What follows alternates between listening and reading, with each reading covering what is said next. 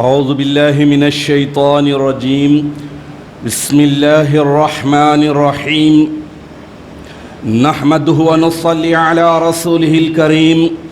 والمہدی الموعود علیہ الصلاة والتسلیم وعلى آلہما واصحابہما اجمعین اما بعد فقال اللہ سبحانہ وتعالی في القرآن المجيد والفرقان الحميد بسم الله الرحمن الرحيم فالذين آمنوا وعملوا الصالحات لهم مغفرة ورزق كريم صدق اللہ العظیم۔ سورۃ الحج آیت نمبر 50۔ آیت کے معنی اس طرح ہیں کہ پس جو لوگ ایمان لائے اور عمل صالح کرتے رہے ان کے لیے بخشش ہے، مغفرت ہے اور اللہ تعالیٰ کی طرف سے عزت دار رزق ہے۔ نہ رہے گا سدا کچھ ہی دنوں کا ہے مہمان، نہ رہے گا سدا کچھ ہی دنوں کا ہے مہمان، رحمت سے بھر لو جھولیاں گزر رہا ہے رمضان، رحمت سے بھر لو جھولیاں گزر رہا ہے رمضان۔ حاضرین محترم، دیکھتے دیکھتے آج 18 دن مکمل ہو رہے ہیں۔ جب سے یہ دنیا منڈی ہے تب سے ہر نبی کا یہی دعوت و تبلیغ تھی، ہر کتاب میں یہی بات لکھی ہوئی تھی کہ یہ دنیا عارضی ہے، ٹیمپروری ہے، مختصر ہے، اور آخرت دائمی ہے، ہمیشہ رہنے کی جگہ۔ حساب کتاب یقینی ہے، اس دنیا میں عارضی دنیا میں جو بھی عمل کیا جائے گا اس کا حساب و کتاب دینا ہوگا، اور حساب و کتاب کے بعد جو نتیجہ ہوگا، جو رزلٹ آئے گا، اس رزلٹ کے مطابق نیکوکار عیش و آرام میں، بدکار گناہگار عذاب اور عتاب میں ہمیشہ ہمیشہ رہیں گے۔ دنیا اور دنیا کی ہر چیز عارضی ہے، یہاں پر جو بھی چیز ہے، موجود ہے، تھی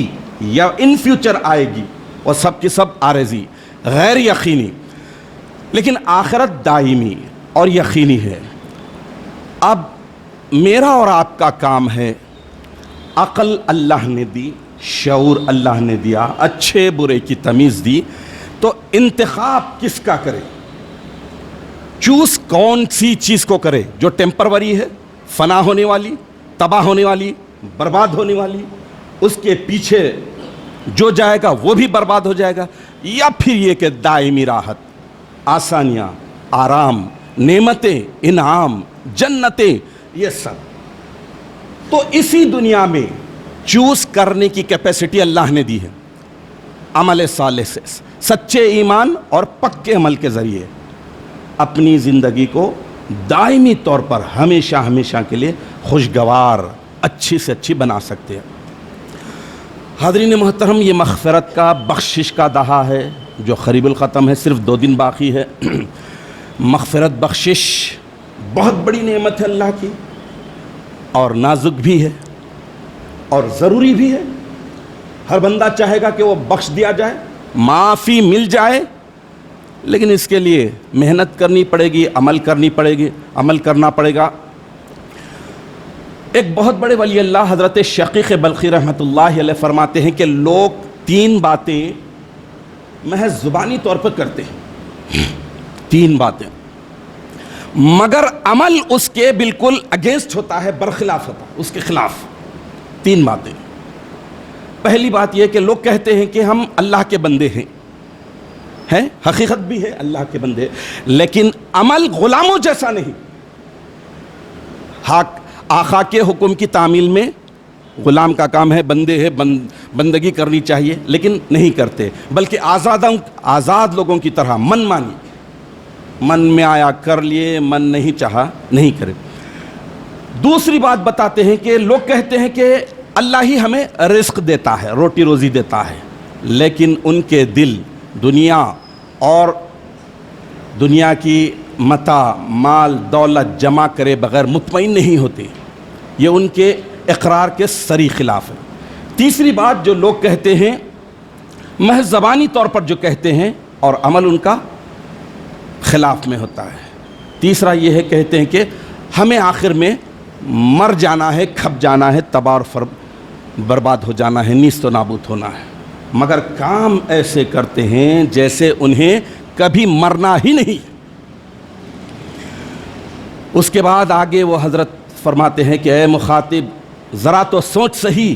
اللہ کے سامنے کون سے منہ سے جائے گا اور کون سی زبان سے ان باتوں کا جواب دے گا، کیونکہ اللہ تبارک و تعالیٰ اپنے کلام پاک میں ارشاد فرما دیا کہ واتقوا اللہ ان اللہ خبیر بما تعملون، اللہ سے ڈرو، بے شک اللہ تعالیٰ ان ساری باتوں کی خبر رکھتا ہے جو تم کرتے ہو۔ سجدہ عشق ہو تو عبادت میں مزہ آتا ہے، سجدہ عشق ہو تو عبادت میں مزہ آتا ہے،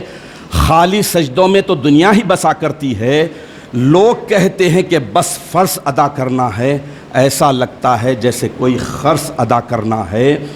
تیرے سجدے کہیں تجھے کافر نہ کر دے اقبال، تو جھکتا کہیں اور ہے، سوچتا کہیں اور ہے۔ حاضرین محترم، یقیناً یہ متبرک مقدس دہا معافی کا دہا بڑا اہم ہے، اور اس معافی کے دہے میں اللہ تبارک و تعالیٰ ویسے تو ہمیشہ معاف کرنے کے لیے صرف بہانہ چاہتے ہیں، گناہ چھوٹا ہو یا بڑا، تھوڑے ہو یا بہت، جب معاف کر دیتے ہیں تو پچھلا پورا حساب و کتاب ختم، ڈیلیٹ، خلاص۔ آپ نئے کتنے بھی پھر بڑے گناہ کر لیں، پچھلا پھر کبھی اللہ تبارک و تعالیٰ، ایک واحد ذات اللہ کی ایسی ہے کہ جب معاف کر دیتا ہے تو پھر اس کے بعد کوئی حساب کتاب نہیں۔ انسان تھوڑی دیر کے لیے اگر معاف بھی کر دیا پھر یاد کرتا وہ ٹائم بھولوں گا نہیں، میموری اسٹرانگ ہے۔ اللہ تبارک و تعالیٰ سے بڑھ کے کس کی میموری؟ اللہ تعالیٰ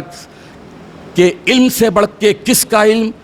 اندر باہر اندھیرے اجالے میں سب جگہ کرنے کے باوجود جب اللہ معاف کر دیتا ہے تو کیسے معاف کرتا ہے، یہ جاننے کے بعد مجھے اور آپ کو منانے میں، معافی چاہنے میں، اپنی اگلی بقیہ زندگی لگانے میں بڑی آسانی اور سہولت ہو جائے گی۔ مسند امام احمد میں ایک حدیث شریف آئی ہے، حدیث نمبر 11257 11257، حضرت ابو سعید خدری رضی اللہ تعالیٰ عنہ سے مروی حدیث شریف ہے، اور یہ ہے حدیث قدسی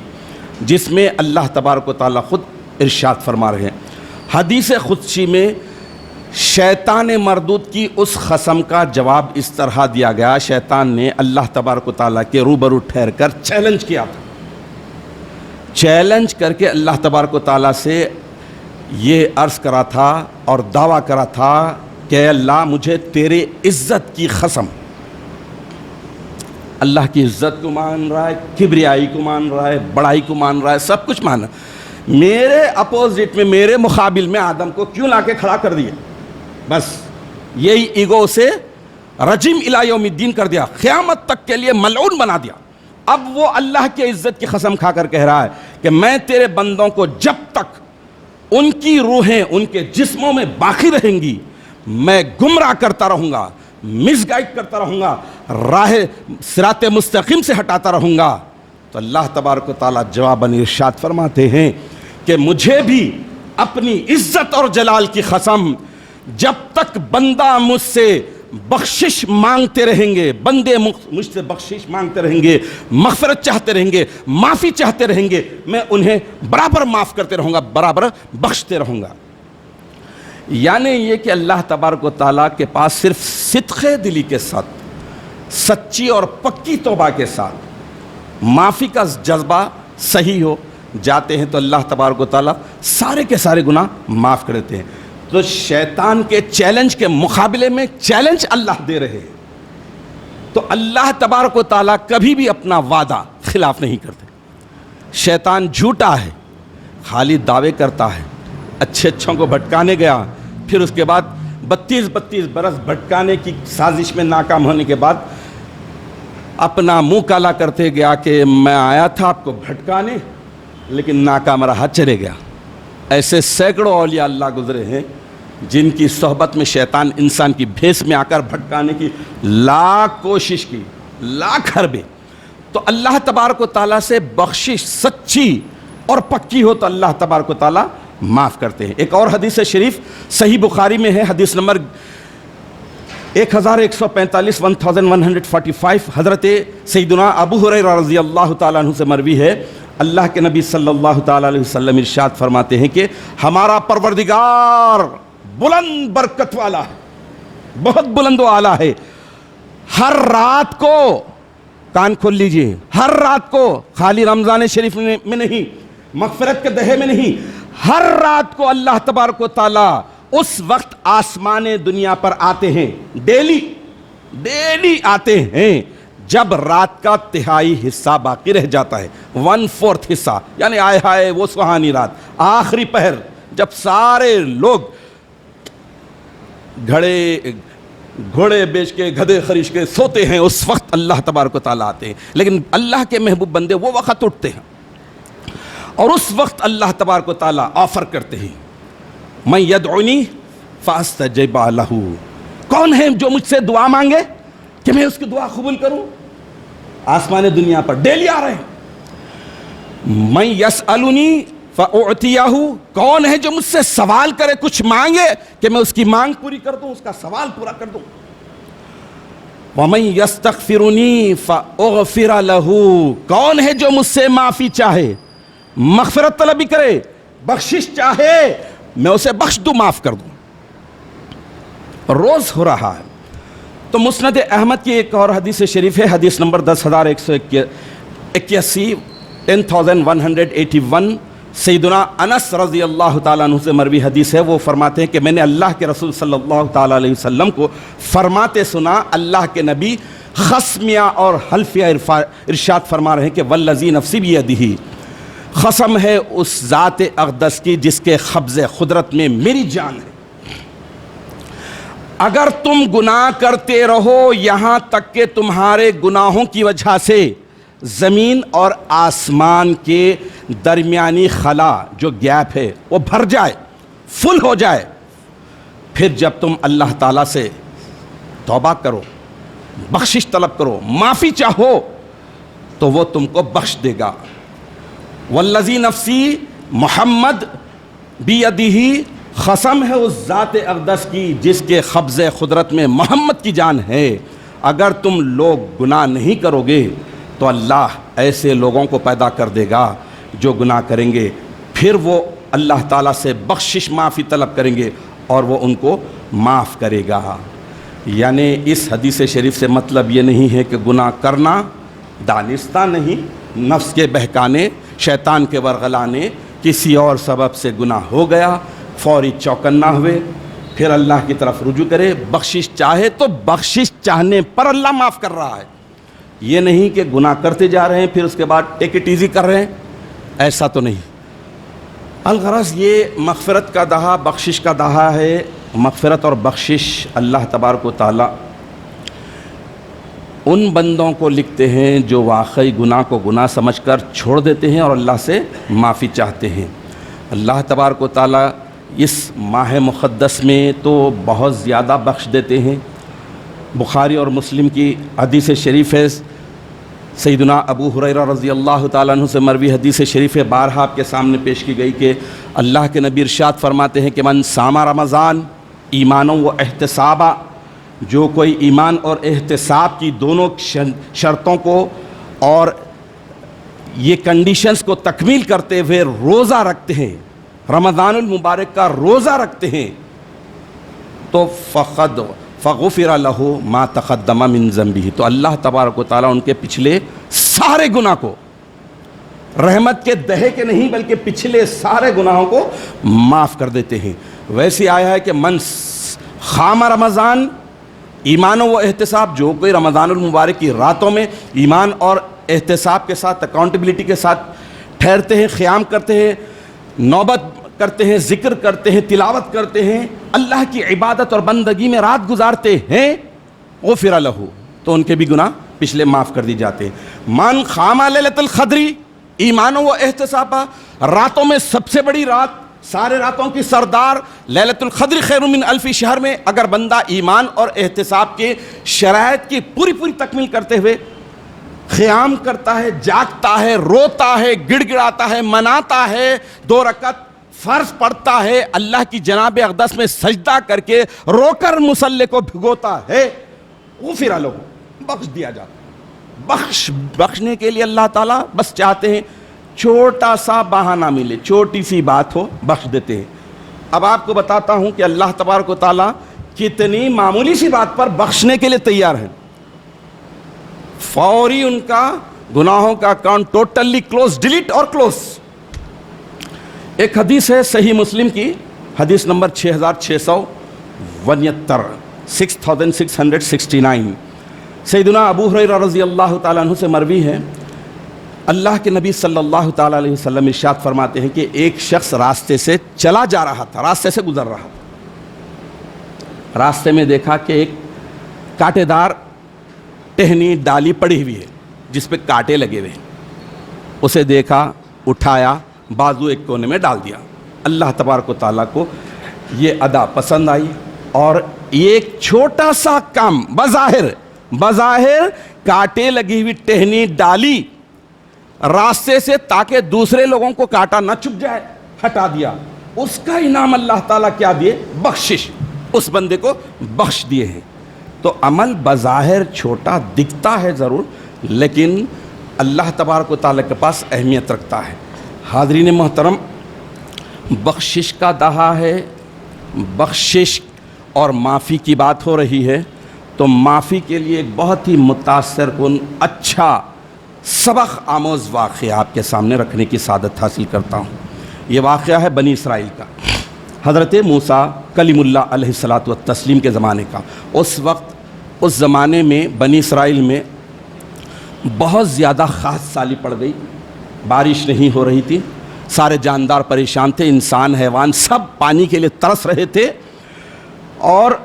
اس کے بعد لوگ حضرت موسیٰ علیہ السلام کی خدمت اقدس میں آئے اور عرض کیا کہ موسیٰ کلیم اللہ، آپ کو تو اللہ تبارک و تعالیٰ سے راز و نیاز ہے، کلام کرتے ہیں، چلیے اللہ کے پاس جائیں گے اور اللہ تعالیٰ سے دعا کریں گے کہ ہمارے گناہوں کو بخش دے، معاف فرما دے اور بارش فرما دے، تاکہ جو ہے یہ خشک سالی ختم ہو جائے، ڈرائی جو موسم ہے ختم ہو جائے۔ حضرت موسیٰ علیہ الصلاۃ والتسلیم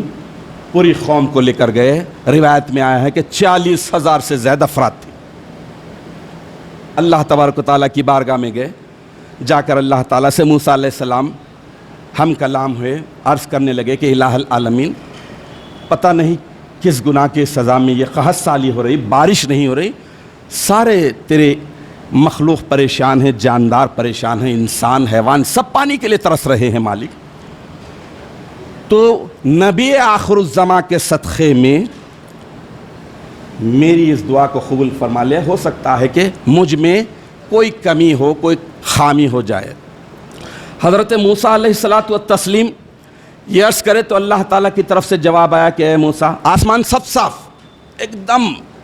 بارش کے دور دور تک آثار نہیں۔ ایسے میں حضرت موسیٰ علیہ السلام کو اللہ تعالیٰ کی طرف سے جواب آیا کہ اے موسیٰ، تجھ میں کوئی کمی نہیں ہے، بس ہم تیری دعا کو اس لیے قبول نہیں کر رہے ہیں کہ تیری قوم میں ایک شخص ہے جو 40 برس سے مسلسل ہماری نافرمانی کر رہا ہے، اور پورے معاشرے میں وہ ایسا گندا بندہ ہے کہ اس میں ایک بہت بڑی خرابی بھی ہے کہ وہ غیبت اور چغل خوری بھی بہت کرتا ہے، چغل خور ہے، لہٰذا اس کی نحوست کی وجہ سے ہم بارش نہیں برسا رہے ہیں، اپنے بارش کے حکم کو ہم نے روک رکھا ہے۔ تو حضرت موسیٰ علیہ السلام جلال میں آ گئے، پوری قوم کو مخاطب کیا اور ارشاد فرمایا کہ وہ کون کم وقت ہے جو 40 سال سے مسلسل اللہ تبارک و تعالیٰ کی نافرمانی کر رہا ہے، مسلسل اللہ تعالیٰ کے احکامات کو پس پشت ڈال رہا ہے، میں اسے اللہ کی قسم دیتا ہوں کہ فوری وہ مجمع میں سے نکل جائے۔ ہائے ہائے، اب آ گیا ایگزام، اب مجمع میں سے نکل جائے۔ جو ہی یہ موسیٰ علیہ السلام کی وارننگ اس شخص کے کانوں میں پڑی، سر سے پیر تک کانپنے لگا۔ 40,000 کا مجمع، لیکن جو گناہگار تھا، جو چغل خور تھا، جو غیبت کرنے والا تھا، وہ تو سمجھ گیا کہ ہائے آج تو راز فاش ہونے والا ہے، آج تو پوری قوم کے سامنے میں کنفرم چغل خور بن جاؤں گا، غیبت کرنے والا، اللہ کے احکامات کی خلاف ورزی کرنے والا بن جاؤں گا۔ لہذا تھر آیا، کپ کپایا، سب سیکنڈز میں ہو رہا ہے۔ اللہ سے رجوع ہوا کہ اے ستار، تیری ستاریت کے صدقے عزت و ذلت تیرے ہاتھ میں ہے۔ آج اگر میں یہاں سے نکل کر چلے جاؤں تب بھی میں پکڑا جاؤں، اگر میں یہاں موجود رہوں تو اپنے کلیم کو بول کر مجھے نومینیٹ کر دے گا۔ میرے مالک، عزت و ذلت تیرے ہاتھ ہے، آج مجھے بخش، آج معاف کر دے۔ 40 سال سے یقیناً میں تیرے احکامات کی خلاف ورزی کر رہا ہوں، سب کچھ کر رہا ہوں، لیکن مالک آج تو مجھے بخش دے۔ سچی توبہ کی، اپنے گریبان میں رہا، روتے رہا، گڑ گڑاتے رہا کہ مالک آج میرے راز کو فاش مت کر، تو اپنی ستاریت کا ثبوت دے۔ یہ بات ابھی ہو رہی تھی، تھوڑی ہی دیر میں کالے بادل بھی آئے، گھٹا ٹوپ بادل بھی آئے، موسلا دھار بارش بھی ہو گئی، اور بارش ہونے کے بعد حضرت موسیٰ کلیم اللہ علیہ السلام یہ منظر دیکھنے کے بعد اللہ تعالیٰ کی جناب اقدس میں عرض کیے کہ مالک 40 سالہ گناہگار نہ ہٹا نہ دکھا، پھر یہ منظر، یہ اچانک سے بارش، کس کے صدقے میں یہ بارش ہوئی؟ تو اللہ تعالیٰ کی طرف سے ندائی کہ اے موسیٰ کلیم اللہ، اسی گناہگار کے صدقے میں جو 40 سال سے گناہ کر رہا تھا، اس کے صدقے میں بارش ہوئی ہے، کیونکہ وہ سچی توبہ کی اور اپنی راز کو فاش نہ ہونے کے لیے مجھ سے گڑ گڑایا، تو میں نے اسے معاف کر دیا اور اسی کے صدقے میں بارش کر دی۔ موسیٰ علیہ السلام مچل اٹھے کہ اے اللہ، اتنا بڑا گناہگار تھا لیکن آج اتنا تیرا دوست ہو گیا، اتنا قریبی ہو گیا کہ تھوڑی سی دیر میں تو نے اس کی توبہ بھی قبول کر لی اور اس کے صدقے میں بارش۔ مالک چل ذرا جلدی سے مجھے اس کی زیارت کرا دے، ملاقات کرا دے، بتا دے کہ وہ کون ہے۔ اے موسیٰ، بڑے ہوشیار ہو تم، بڑے چالو ہو تم، میں تو کہہ رہا تھا کہ اس کا قصور میرے احکامات کی خلاف ورزی کرنا، اور اس کا سب سے بڑا قصور یہ تھا کہ غیبت، چغل خوری، میں چغل خوری کی وجہ سے وہ کر رہا تھا، آج اس کے راز کو فاش کر کے میں خود چغل خور ہو جاؤں؟ نہیں موسیٰ نہیں، یہ میری شان کے خلاف ہے۔ تو اللہ تبارک و تعالیٰ نے اس کو رسوائی سے بچا لیا، ذلت سے بچا لیا۔ لیکن اس پورے واقعے میں دیکھ لیجئے کہ اس بندے کی ہیبت کو آپ ریئلائز کریے، اس گناہگار کی کیفیت کو ملاحظہ فرمائیے، اور اللہ تعالیٰ ایسا ہی کرتے ہیں۔ سچی توبہ کیجئے، کتنے بڑے گناہگار کیوں نہ ہو، زندگی کتنی بڑی گناہوں میں گزرنا گئی ہو، حتیٰ کہ اگر شرک، اللہ کی ذات اور صفات میں بھی کوئی شرک کرنے والا شرک کر دیا، غڑغڑے سے قبل اس نے سچی توبہ کر لی، تو پھر اس کے لیے ایک بہت ہی پیارا سا واقعہ ہے، لیکن وقت نہیں ہے، نہیں تو سناتا تھا۔ اللہ کے نبی نے ارشاد فرمایا کہ اس نے نہ نماز پڑھی، نہ روزہ رکھا، نہ حج کیا، نہ بلکہ اب اس وقت کی بھی نماز نہیں پڑھی، لیکن اس دروازے سے آیا اور اس دروازے سے جنت میں چلے گیا۔ انشاءاللہ یہ واقعہ سناؤں گا، بہت پیارا واقعہ۔ تو اللہ تعالیٰ نوازنے کے لیے سب کچھ کرتے ہیں، تو بخشش یقیناً ہمیں پورے خلوص اور محبت کے ساتھ بخشش کے لیے اللہ تعالیٰ سے دعا کرنا چاہیے۔ جیسا کہ میں نے جو حدیث شریف رکھی کہ اللہ تعالیٰ ڈیلی بیس پہ آتے ہیں، روز آتے ہیں، روزانہ اللہ تعالیٰ آسمان دنیا پر تشریف لاتے ہیں گناہگار بندوں کے لیے۔ اب اس وقت ندا بھی لگاتے ہیں، اناؤنسمنٹ بھی ہوتا ہے کوئی جو مجھ سے کچھ مانگتا ہے کوئی مغفرت چاہتا ہے کوئی معافی چاہنے والا، میں اسے عطا کروں، میں اسے دوں، میں اسے بخش دوں۔ یہ ہو رہا ہے، ڈیلی ہو رہا ہے۔ تو رمضان المبارک کا یہ مقدس مہینہ تو اپنی جگہ ہے، لیکن ساتھ ساتھ ہمیں اس بات کی بھی کوشش کرنی چاہیے کہ رمضان کے علاوہ ہر وقت غلطی جب ہو جائے، گناہ جب ہو جائے تو فوری ریئلائز کر لے اور اس کے بعد معافی چاہ لے۔ اللہ تبارک و تعالیٰ کی جناب اقدس میں ہم دل کی گہرائیوں سے دعا کرتے ہیں کہ الہ العالمین، تجھے تیری رحمانیت کا واسطہ، تجھے تیری غفاریت اور ستاریت کا واسطہ، ہمارے ڈھیر سارے آسمانوں سے بڑے گناہوں کو تو درگزر فرما، بخش دے، معاف فرما دے، اور ہمیں نیکوکاروں کی طرح، متقی اور پرہیزگاروں کی طرح زندگی بسر کرتے ہوئے آخرت میں ذلت اور رسوائی سے بچنے کے لیے نیکوکار، متقی، صالحین کی جماعت میں ہمارا حشر فرما، آمین یا رب العالمین۔ وآخر دعوانا ان الحمد للہ رب العالمین۔